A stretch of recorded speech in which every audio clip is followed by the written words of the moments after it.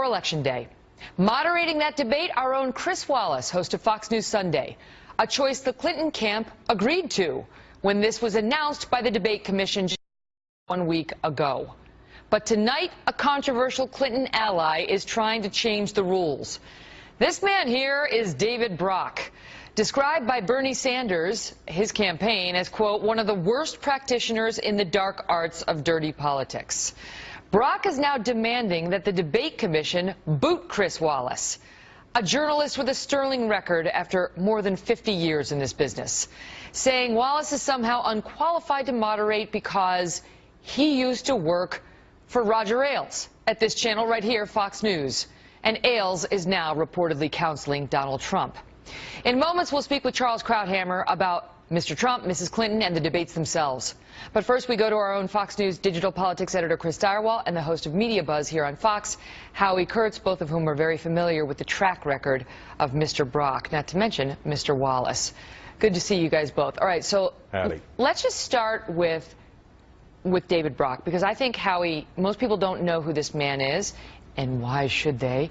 But he has made it his mission to destroy Fox News and to destroy pretty much any Republican candidate who comes on the scene. And it's no accident he is the accuser coming after Wallace this way.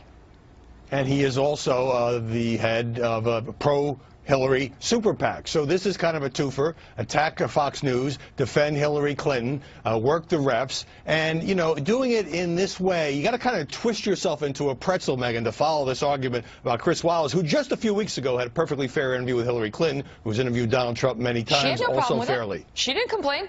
Well, the commission is independent. That's why Chris Wallace was chosen.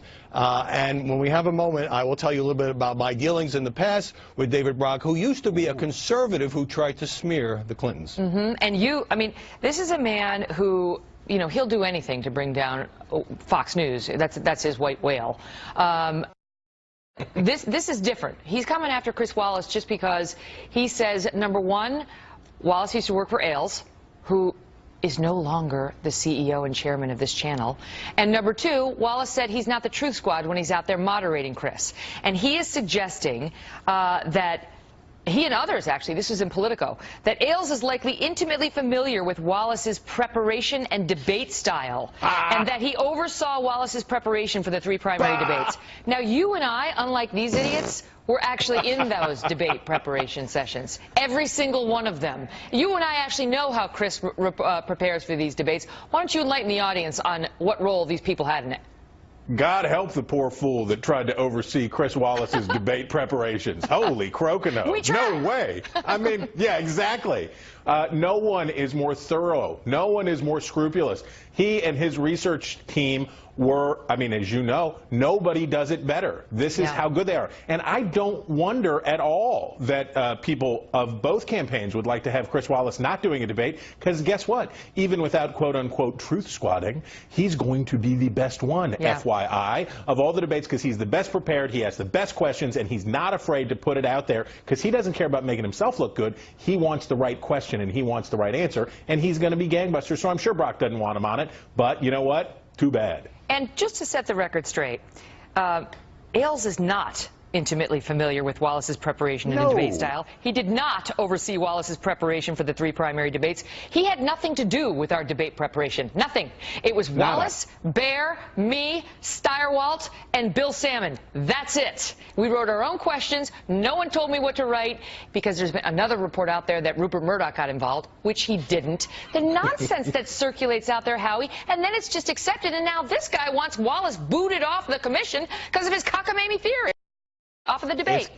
It is absurd, and your team, and in moderating those Republican debates, was widely praised across the mainstream media. Now, 15 years ago, I interviewed David Brock. I interviewed him a number of times at a time when he was trying to flip to the liberal side after being a conservative activist. Here's what he told me. Don't take my word for it. He told me, quote, "I lost my soul in printing allegations about Anita Hill that I knew to be false." He had called her a little bit nutty and a little bit slutty, as you may recall. He told me, quote, "I consciously lied in print." He said at the time, "I was so blinded by my partisan tunnel vision, I believed my own propaganda." And finally, David Brock said at the time, "I was a witting cog in the Republican sleaze machine." Now, people grow, they evolve, but this is part of his background. She needs to rein him in. She helped form Media Matters, Hillary Clinton. Did she not, Chris Stirewalt? She needs to... She did. She's on record. She's on record. She is a creator of David Brock in this incarnation, no doubt. But remember, he's also angling for position inside Clinton world because he tried to take a larger role. He got burnt and shut down. So this is probably a relevancy play in addition to just trying to work. Just for the record, Hillary Clinton, institutions that I helped to start and support, like Media Matters, that she's on record. This is her guy. This is her group, and she needs to come out and say, "Love him, Chris Wallace. Big. Love him." Great to see you both. Great to see you.